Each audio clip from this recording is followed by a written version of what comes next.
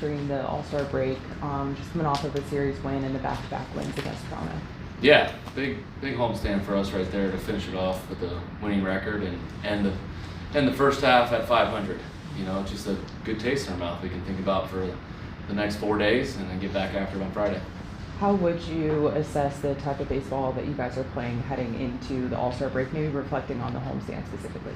Yeah, last 2 games come to mind as just fight, you know, like never give up. And very easily we give up that run in the 8th inning and we could just shut down. And, you know, Bogey fought some pitches off and leaded one in there and then, you know, has the initiative to steal second base, gets on second base, and Manny's starting to swing it like Manny does and drives him in. And then Jace Bowen, you know, still third, just a big inning, like a lot of contributions from a lot of different people. I think hopefully the players are starting to feel what their role is on the team and how they're going to help us win. And when guys start doing that and leaning into those roles, leads to a lot of team victories. And it's pretty remarkable inning. How much would you like that to be a part of your identity? It seems like you guys have started to have more innings like that where you create things. Yeah, definitely more innings like that. And even early on, you know, against Gosman and yesterday against Savage, you know, is being able to take the walks, grind out those at-bats, get to the 3-2 counts, fight a couple pitches off, and then get on base somehow. So those are fighting at-bats, those are team at-bats, those are not selfish at-bats, those are selfless at-bats.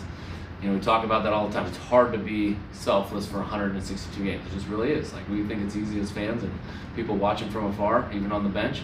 But, you know, to like think about everybody else when you're doing something individually is a difficult thing to do, and the guys are starting to do a little bit more of that, you know, as we go.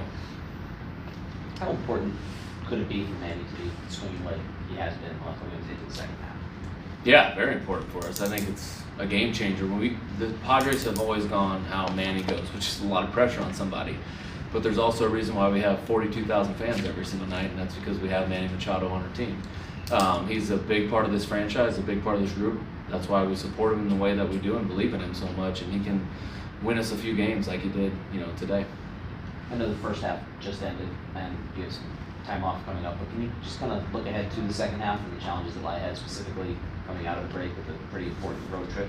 Yeah, very important road trip. You know, no rest for the weary. We get 17 in a row, 4 days off, and then 10, 11 in a row. So, you know, we play the Royals, lead off the series.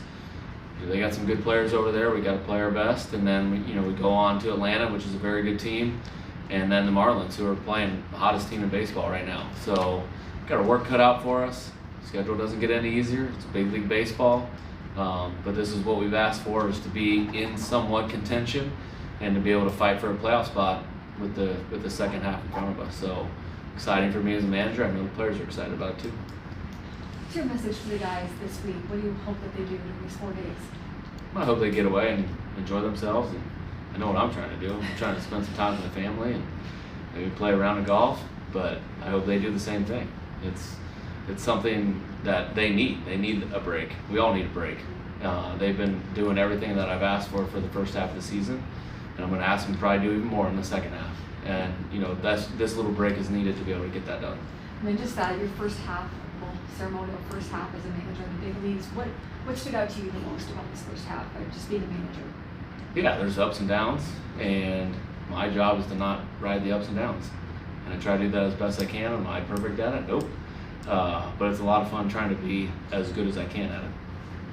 Seems like it was important to you to get Manny some DH days. He also had a day off. Like, why was that important here recently? Yeah, I think that foul ball off his toe just lingered a little bit longer than, you know, a normal foul ball off someone's foot. And he's had ankle issues and knee issues all in that same leg. So, you know, whenever he's on his feet for a long time, especially in a 17-day stretch, you just need to, you know, give him those days. He's been very good at communicating with me about when he's feeling good, when he needs a day, or when he can DH and still play. So it was a good homestand for him, getting a day off and a couple DH days, and they set him up for success going into the second half. How's Campusano? What is that? Yeah, he was just a little sore, you know, coming out of yesterday's game after that last swing. Wasn't the oblique that bothered him when he was coming back from rehab. So we think it's just something a little minor that held him out of today's game and should be back on Friday. How much better do you guys need to be at kind of the timing and choice of your ABS challenges? It seems like there was some things today, like it could have gone differently when after Xander. Yeah, You know. could have. You know, you could always. You know, I think we had a strategy going in, and there's a couple went our way, a couple didn't go our way. One we probably got lucky on that we didn't use, that we got a little feisty about. And you know, sometimes you just don't know. Like, it's such a small, fine line of like knowing exactly where the corner is, and it's a new strike zone. It's not the same strike zone these guys have hit with their entire lives. So there's a lot to unpack with it. It looks a lot easier on TV, just like it looks like a lot easier to umpire the game on TV with the box right there. Right, and I know it's all new to everybody, but the timing of them sometimes, I was just wondering. Like, Yeah, I Sanders think was an honestly, example. like what our R&D department, I think everybody's department says is there's only so many missed calls in a game, and so you might as well use them because you don't know when those calls are going to be missed. It's not like the umpires only miss calls at the end of games with runners in scoring position, you know. And I think strategically that is probably what we want to do. Is you want to save them for the end, save them for when runners in scoring position or late in the count, you know. But sometimes, like we've seen, sometimes the first pitch of a bat is maybe the most important pitch of an inning. It's the old age, you know, when you're a starting pitcher, you got 100 pitches. You don't know which one's the most important, so you got to pitch every 100, like, you know, every pitch, all 100, exactly the same, with the same mentality and the same effort, and you know, because you never know which one's going to bite you in the backside. So that's kind of how I look at the ABS. It's definitely something we're trying to get better at. We talk about it all the time. I think Campy behind the plate is definitely a weapon with it. He's had it for a while and understands the strike zone very well, but even sometimes he's very aggressive with it too. And I think to be good at it, you got to be aggressive with it. Can you shed a little light on the base stealing today, the jumps, and where that's coming from? Is that on their own? Are you guys calling that? And is the first base coach finding something there? Yeah, all of the above. Yeah, I don't want to give away too much, but yeah, all of the above. I think we've come into the season with an aggressive mentality, and you know, I think like the same thing I'm talking about ABS. To steal a lot of bases, you're going to have to get thrown out every once in a while. So there's mistakes, and I think, you know, my strategy was to tell the guys it's okay to fail. It's okay to screw it up every once in a while, because in the end, I think it's going to benefit us in a game like today where Xander Bogaerts isn't afraid to go, you know, in the 8th inning down 1. Even, you know, if he gets thrown out there, it's really bad play. But he knew he could get there, and he stole the base. Jace Bowen, same thing.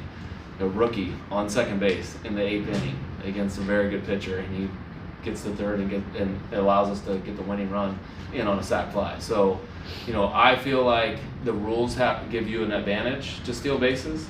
We've done a very solid job of that this far. I think our stolen base percentage right at that 80% mark is what we're trying to be. And, you know, today it came up very, very big for us. Have you put Bowen in there, easy decision or no?